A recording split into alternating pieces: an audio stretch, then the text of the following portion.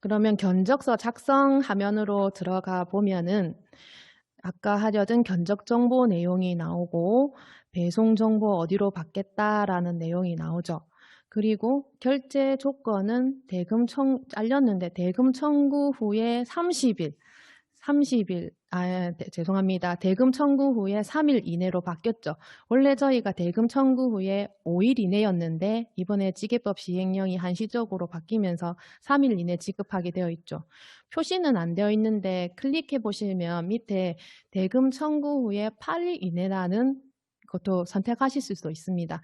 이 8일은 지방계약법 시행령 67조의 대가 지급에 보면 계약 당사자와 합의하여 5일을 초과하지 않는 범위에서 연장할 수 있다라는 특약이 있기 때문에 3일 플러스 5일 해서 대금 청구 후 8일 이렇게 되어 있습니다. 아, 이거 퀴즈 낼 걸 그랬나 봐요. 며칠인지. 좀 지나가고 나니 안타깝습니다. 선물을 더 드릴 수가 있었는데. 그리고 우리가 꼭 확인해야 되는 내용, 부정당 업자인지 수의계약 배제 업체인지 국세청 업체 상태, 휴폐업 상태를 조회하셔야 되겠죠. 이거 클릭 안 하면 다음 화면으로 넘어가지가 않습니다. 그리고 지금 제가 결제 방법은 계좌 입금으로 해가지고 해드렸는데 계좌 입금 혹은 신용카드로 저희가 선택할 수 있습니다. 저는 주로 계좌 입금 방법을 이용을 하는데요. 잠깐 화면 조정하신다고 하시네요. 네. 한번 신용카드로 하게 되면 어떻게 되는지가 궁금해서 한번 제가 신용카드 결제를 진행해 보았습니다.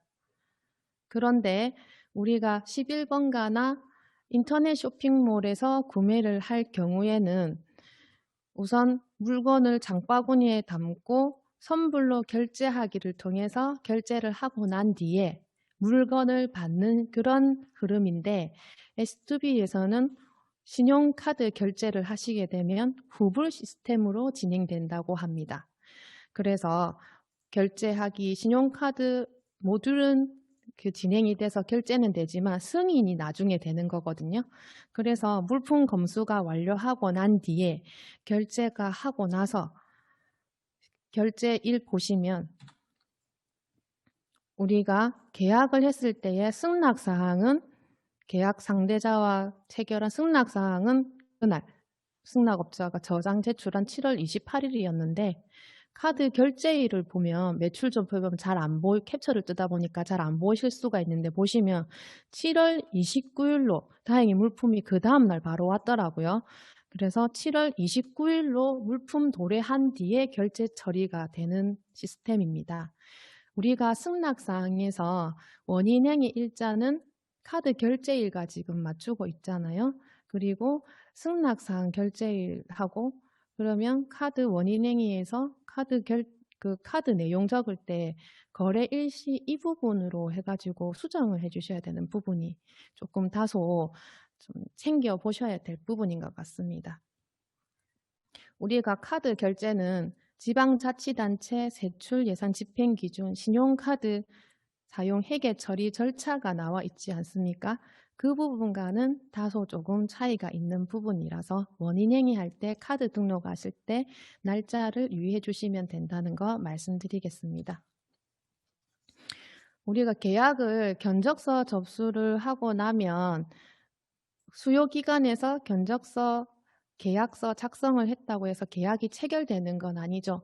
계약 상대자 공급업체에서도 우리의 견적 내용을 보고 동의를 해줘야 비로소 쌍방 간의 계약이 체결이 되는 겁니다. 그래서 이제 흔히 S2B에서 계약 상대자 결정을 해놓고 K-에듀파인에 와서 바로 승낙사항을 작성하시는 경우가 있는데 계약 상대자 결정에서 한 화면을 제가 S2B에 받아왔거든요. 보면 청렴서약서를 적게도 되어 있고 지급각서도 출력하게 아마 업체도 보면 자동으로 아마 출력이 되는 것 같더라고요. 그래서 여기에 승낙사항 전송을 업체에서 전송을 해줘야 우리가 사고자 하는 물품에 대해서 업체가 승낙을 하고 계약이 체결이 되는 겁니다.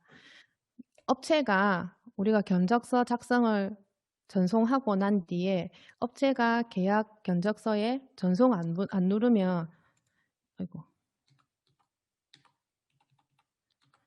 누르면 계약 상대자 결정 목록에 들어가 있는데 업체가 방금과 같이 승낙사항 전송 누르고 나면 계약 목록에 가서 보시면 승낙사항 계약 방법으로 인해서 계약 체결이 완료가 되죠.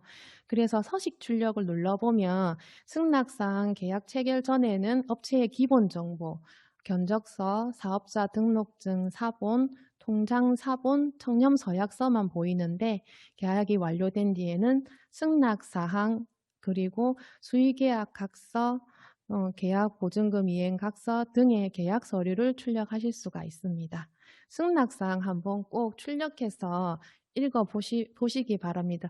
내가 받고자 하는 기간보다 업체에서 납품하는 일자가 상이한 경우도 있기 때문에 말씀드립니다. 다시 S2B에서 체결 완료된 계약을 우리는 원인 행위를 통해서 입력을 하죠. 그러면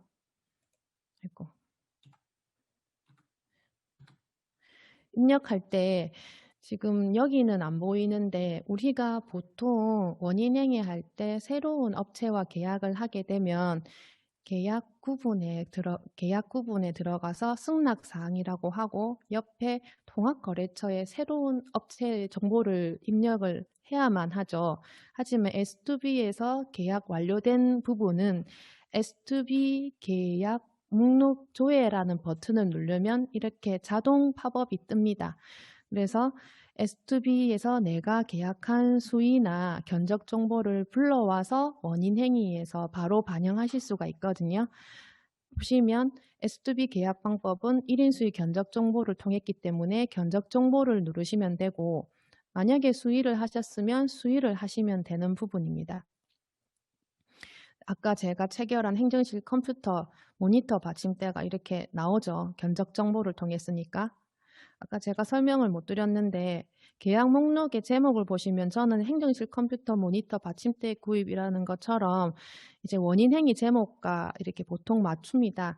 자동으로 보면 이렇게 이 부분 지금 제가 수정을 했는데 보통 물품 제목이 들어가 있거든요. 계약명이 자동으로 아이브리지 사무용 모니터 받침대 이렇게 나옵니다. 이 부분을 원인 행위 제목하고 맞춰주시면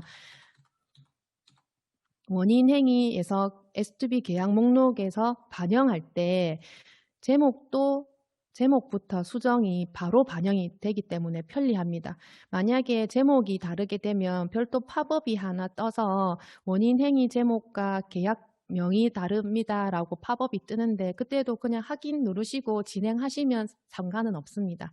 그래서 확인 클릭하시게 되면 제가 쳐넣은 게 아니죠. 승낙사항에서 S2B에서 승낙사항으로 체결한 계약 내용이 모두 반영되어 있습니다. 어떤 업체이고 내가 며칠에 계약을 했고 납품을 며칠까지 받겠다라고 S2B 승낙사항에서 작성한 내용이 모두 다 K-에듀파인에 연계돼서 반영이 되는 거죠. 그런데 계약 종류는 별도로 우리가 팝업 선택을 통해서 1인 수이냐 2인 수인지는 해주셔야 되고 K-에듀파인에서 가장 중요한 거 저장 꼭 눌러주셔야 됩니다. 저장 눌러주시지 않으면 반영이 안 됩니다.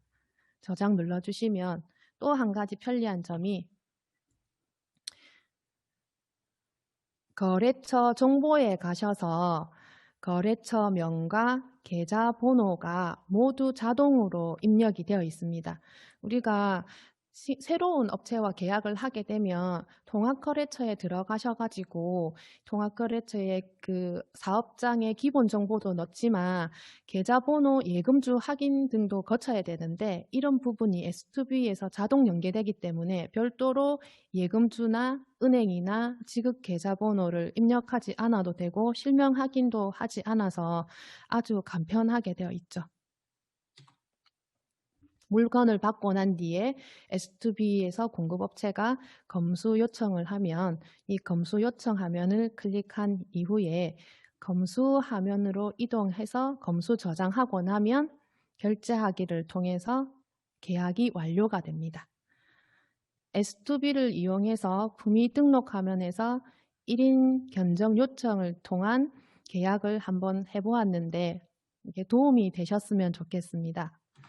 그리고 견적 정보 집행이 완료가 되면 마이데스크에 완료된 계약을 가서 계약 관련 서류 서식을 출력하실 수가 있는데요.